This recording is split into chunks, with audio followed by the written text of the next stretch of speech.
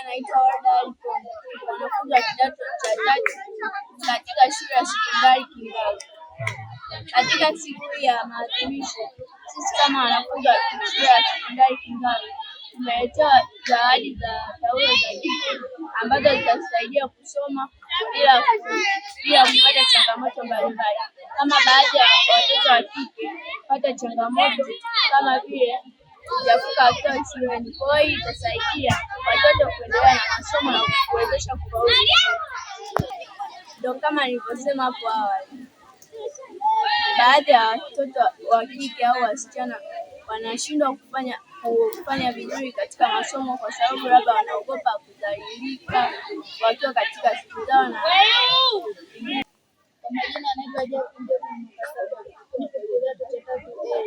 nashukuru sana za kike kwa sababu zinasaidia kufuatilia shuleni ili wasikose vipindi darasani.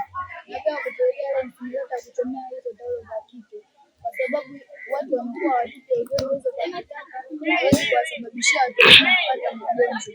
Na hizo taulo zinasaidia katika kufanya vizuri darasani kwa sababu mwanafunzi anapokuwa anapata hiyo taulo akiwa hapa shuleni hawezi kukosa kipindi. Soma sana. Na mimi nitazungumza hapa na jukwaa, lakini nitazungumza na viongozi wengine ili tuhakikishe kupitia leo hawa watoto wa kike, mamangu Teka pamoja na mwenyekiti wa jukwaa, inapofikia kipindi cha mitihani hawaonekani kabisa darasani. Walimu walikuwa wananiambia mwaka jana ilifikia kipindi wanafunzi wanabakia 4 mpaka 5. Na ni kipindi wanakaribia nini? Mtihani. Mwanamke funguka. Nilitamani sana tuwe na bweni ili tujengeni, na hiyo bweni tujenge wenyewe. Serikali ikiona, na uzuri tunaye mkurugenzi msikivu. Tukianza sisi wazazi mpo, tukianza sisi mkurugenzi anakuja kutupa fedha, na ameniahidi katika kipindi ambacho tumepata mkurugenzi bomba kabisa, msikivu, mtaalamu wa mambo, ni kipindi hiki. Tukipata bweni hata moja tukawaweka hostel hapa kipindi cha mitihani watoto, tutapata matokeo. Viongozi wangu kwa kina mama, ni lazima kuhakikishe tunamkomboa mtoto wa kike kwa vitendo kupitia siku hii ya leo.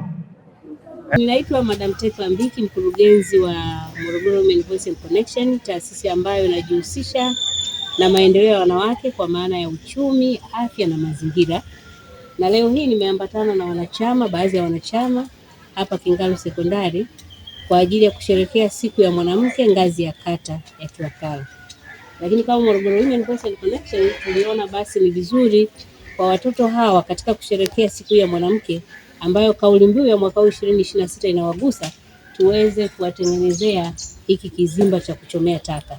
Kwa tulikuwa hapa tukikabidhi hiki, lakini kawaida yetu kila mwaka tunafanya kongamano la kina mama la wanawake wote ambao ndani yake wanajifunza mambo mbalimbali, hasa tukizingatia kwamba kuna dira ambayo mwanamke anapaswa kuifuata au kuielekea 2050.